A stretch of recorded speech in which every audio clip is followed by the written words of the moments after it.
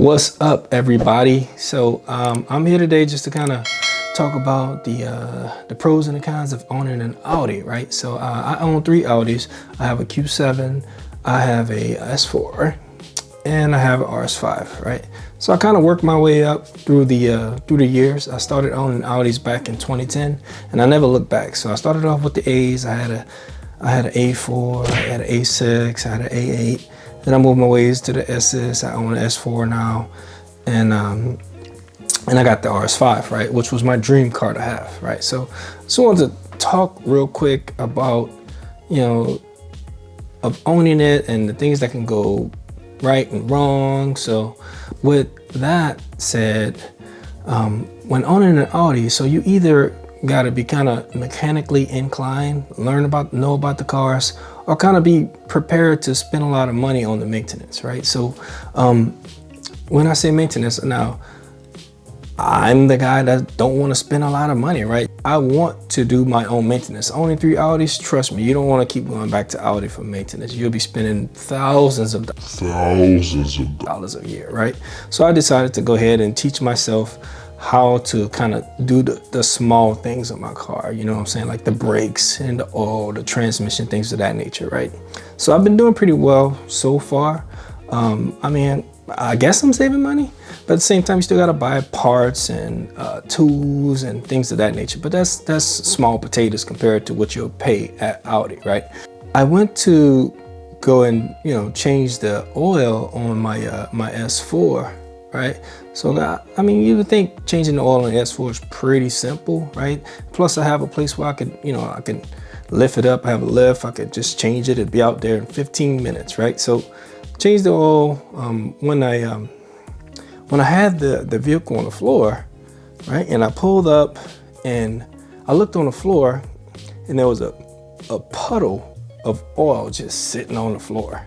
And I'm like, well, what the heck? You know what I'm saying? Oh, wait, time out. Let me go back real quick. I have to go back real quick, right? Because this was a clear indicator that something was going on with the car, right? So one day I started the car and the low oil light came on, which told me to add like a quart of oil to the vehicle, right? Meaning it was too low. So I didn't think anything of it, thinking that, these cars, they tend to burn a lot of oil at times, right? However, I dropped a quart of oil because I know I had to do the maintenance on the car anyway. I had to change the oil. So I just threw some oil in there, right? So fast forward back to what I was saying. When I had the vehicle in the hobby shop, right? I looked on the floor, I lifted the car up, and man, there was a puddle of oil sitting on the floor. And that never happened before while changing my oil, right? So I looked under the car and the dust shield, it seemed like it was leaning down a little bit. It seems like all of the oil had dripped down to the actual dust shield, right? So, man, when I was taking the dust shield off, it was just kind of puddled up with oil, right? So I knew, I was like, oh man, this is not good. You know what I'm saying? So I'm thinking like, man, the world's about to end. And I'm looking under the car, and I'm trying to see what's leaking. So I look at the bottom of the car. Everything is soaked in oil. Everything is soaked in oil. I'm talking from the top of the transmission to everything. I'm talking like everything under the car was kind of soaked in oil. So I understand about like gravity, right? When everything if it's dripping, it's got to be coming from somewhere, right? So I heard some horror stories, right? Could be your rear main seal, right? And that's RIP car right there, because trust me, I am not about to replace an entire engine or rear main seal. So trust me, it's not gonna happen. So I was searching around before I even start changing the oil. I checked around, looked up, and I brought the car back down, and I was looking from above, right? So when I look from above, I can see that the oil, it was on top of the transmission. I followed it all the way to the oil filter housing, right? So I'm like, oh man, did I not put the cap on tight enough last time?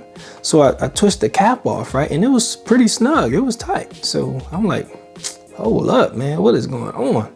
So I changed everything out, right? And I wanted to test it out. So I put like 2 quarts of oil in there. changed out the oil and put 2 quarts of oil in there just to see if I could see a leak coming from somewhere. But unfortunately, I guess I didn't catch it at the time, right? So I made it home. I wiped everything down. I made it home and I checked again, right? The oil was fine. But when I looked inside of the engine, everything was kind of completely drenched in oil, right? And it was fresh oil too. So I knew that is something's leaking like pretty bad right now. So I followed it again. I checked everything. And again, like I checked the housing where I thought it was coming from. And it turns out that the housing, there's a little gasket underneath the actual oil filter housing, a small gasket about this big, costs about 14 bucks, that goes bad. Once that gasket is flat, yeah, oil's gonna be dripping out there. So now this is about to turn into a really bad situation, right? So I'm thinking like, oh, it's only 14 bucks. I can go ahead and change that out. That's nothing, right? However, after doing some further research and on YouTube University, man, people have some really, really horror stories with changing that gasket out. Now, man, unfortunately, with the S4, the 3.0 engine, you have to take that entire supercharger off in order to get to it. Now, taking the supercharger off can create madness in itself, right? You still got to take the coolant lines off and drain the coolant out of it if you're gonna, and you should change all the other stuff that's in that area. We're talking water pump and the PCV. The PCV is very new. I changed that when I first bought the car, but I didn't change the water pump. I changed the thermostat and all that stuff. But man, now I got to change the coolant, right? So it becomes more maintenance than I was looking forward to doing. Now, when I called Audi, I did a price check. I did a price check with 2 or 3 other workshops. Now, I only wanted to get like a quote. I knew myself that like, yo, this is gonna cost, if I got to take the supercharger off, it's gonna cost at least minimum 800 bucks, right? So I'm talking, that's just basic, right? So when you're taking the supercharger off and you're working in that area, it's all hot in that area, and some of the parts in that area are plastic, and at the sign of a touch of it, it can crumble up. So we're talking about having to replace more hoses and more gaskets, whether that be, but I don't plan on doing that. However, I need to get in there just to see what I'm gonna have to replace. I already know that I'm gonna have to replace that gasket. Worst case scenario, I have to replace the entire housing. I'm prepared to do that, but I'm not prepared to keep changing multiple things at one time. However, I gotta do it, right? So that's my thing with the S4, right? So I would say owning an Audi it's fun to have that, because it's a beautiful car. The car runs beautiful, right? And I like, it's not too fast, but it's fast enough to kind of, get by people, right? So I'm not out there trying to race anybody or anything. Why the fuck you lying?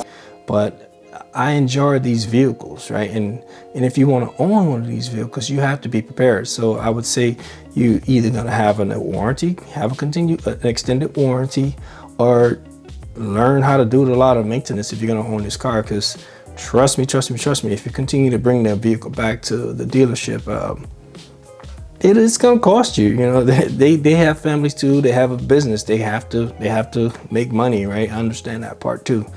But just prepare yourself if you're gonna own the Audi. But figure it out. So that's what I'm basically doing, right? I'm figuring it out, right?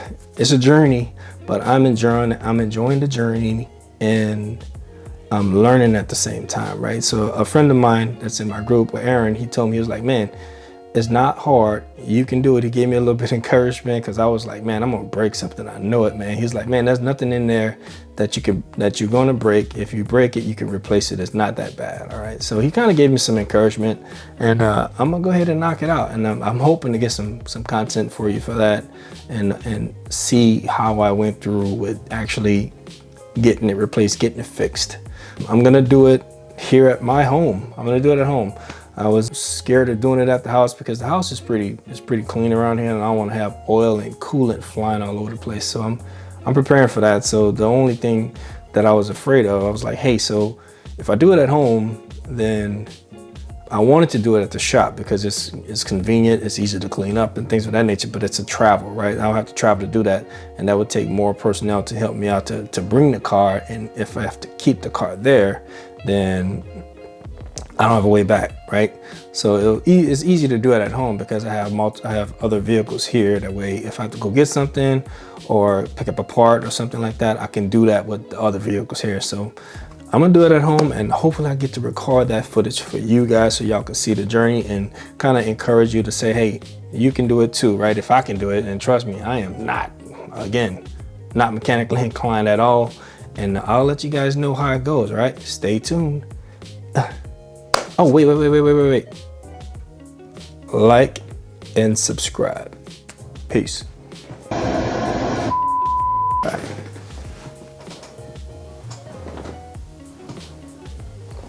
Focus. How, you know, the cars are going, or take two. Get everyone a status on, oh, damn it, take three. That's hard to get off. How when you take the supercharger off and you're working in an area.